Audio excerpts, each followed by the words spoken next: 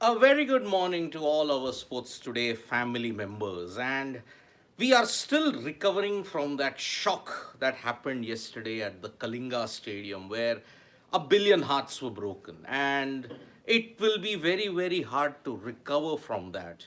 I will come to that aspect a little later, but as usual, the sun will always rise and life will move on. So we have a new day today, and India are gearing up for the third and final ODI against New Zealand in Indore.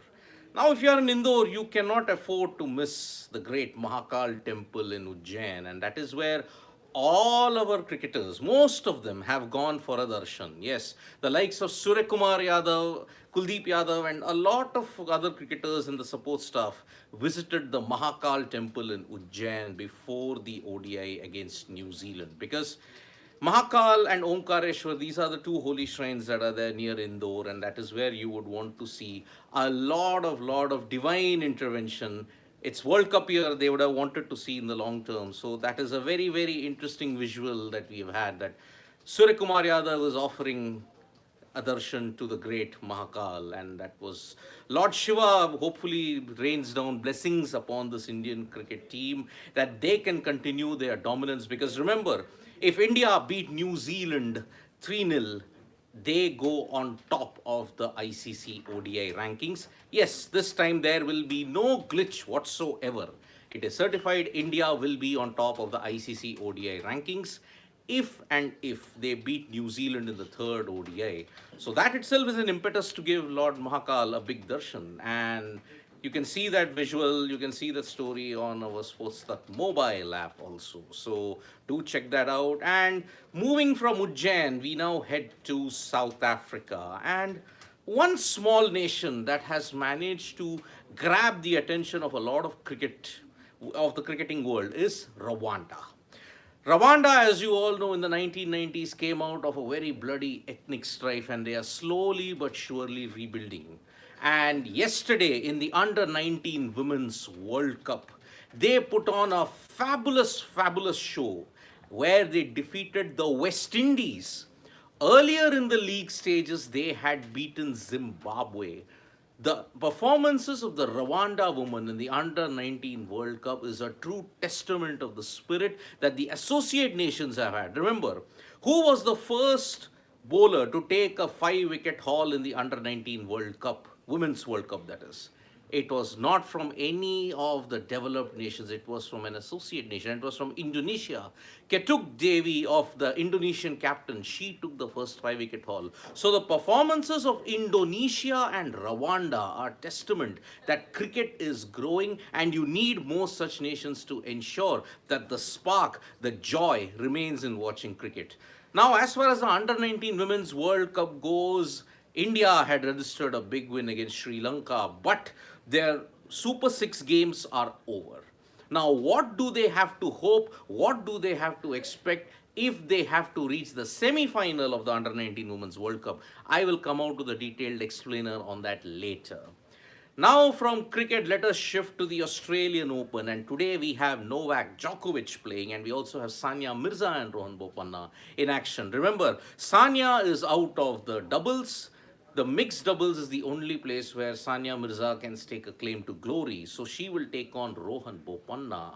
And she and Rohan Bopanna will be in action today. Novak Djokovic is there. But the string of upsets continue in the women's section. Yesterday, Iga Swiatek was dumped out. And today, we have seen the number 4, Caroline Garcia, getting eliminated as well. Then we have also seen Belinda Bencic, the number 12 seed, lose. But she lost to number 5 seed Ariana Sabalenka. And if we have to look at it in the men's section yesterday, Stefanos Tsitsipas, the great Greek, who can potentially challenge Novak Djokovic, has now entered the next round with an epic 5-set win yesterday. And so that is why Tsitsipas, along with Sebastian Corda, they look to be the only challengers that is there, along with the likes of perhaps Casper Ruud to topple Novak Djokovic. Because remember, Rafael Nadal's out. He was eliminated in the second round. And so Djokovic will be in action today, and he seems to have overcome that hamstring injury that he suffered. So Upsets continue in the Australian Open, but all eyes will be on Novak Djokovic and Sania Mirza today because India will be hoping that Sania Mirza can go the distance and ensure that she ends her Grand Slam career on the ultimate high. Now, from tennis, let us shift our focus to football. And what an action packed day it was yesterday. With the Premier League, Arsenal versus Manchester United, it was an epic clash.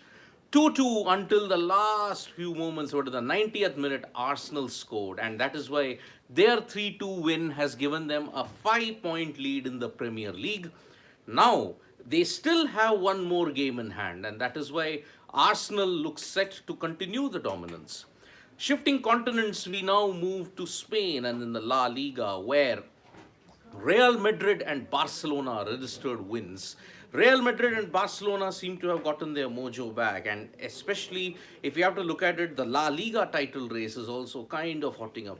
Real Madrid beat Atletico Club while Barcelona got the better of Getafe, and that is why it is going to be a spectacular show indeed in the La Liga. So, Barcelona, Real Madrid, Arsenal all getting wins in their respective clubs. Now, Barcelona's next Premier League encounter is in February against Everton, but before that, they play the FA Cup, and it will be there that they take on the other side of the Manchester derby, that is Manchester City. So, Arsenal versus Manchester City will be a big clash at the FA Cup, while their Premier League hopes have actually brightened with their win over Manchester United. Now, from the football, let us move to the heartbreak that was the Hockey World Cup. We now know who our two quarterfinalists are who have joined, and that is Australia versus Spain and Belgium versus, it should have been India, but it is actually New Zealand. It was a very heartbreaking loss at the Kalinga Stadium yesterday, and there are a lot of reactions about it. Dilip Tirki, who was one of the best hockey players from India in the early 90s and in the start of the 2000s, he has expressed his disappointment that India just could not score. And remember, they botched up a 3-1 lead and took the game on to sudden death. Penalty strokes continued to be India's ultimate downfall because this was once again, you can say, kind of a repeat of what happened in the Asiad when India were squaring off against Malaysia. India lost 6-7 in sudden death in the Asiad. So that is why it was a very heartbreaking loss for India.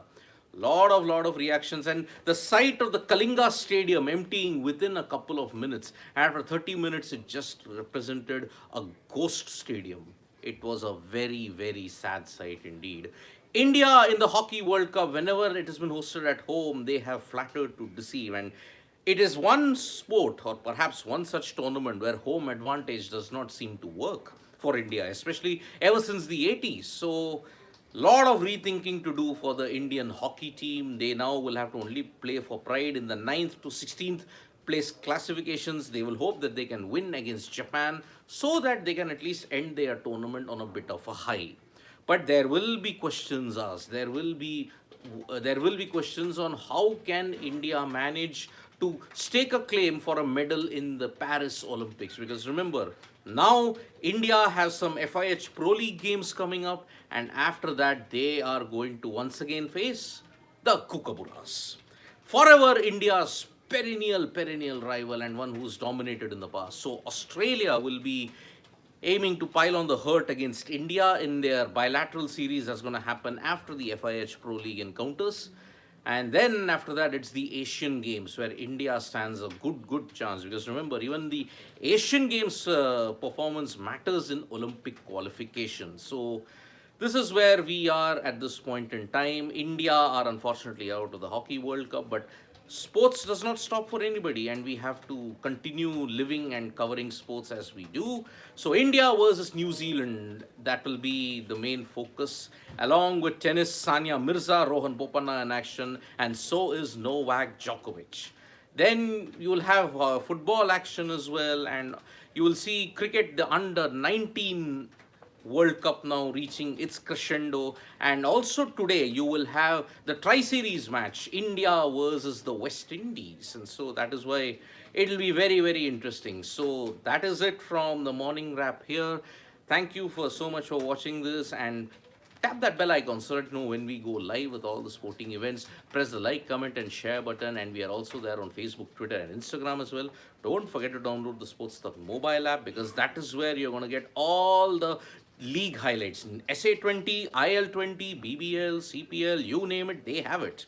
Australian Open, they have it too. But more importantly, they also have highlights of the Hockey World Cup also. So those are the prime reasons which will make you download the Sports Stuff mobile app. Thank you.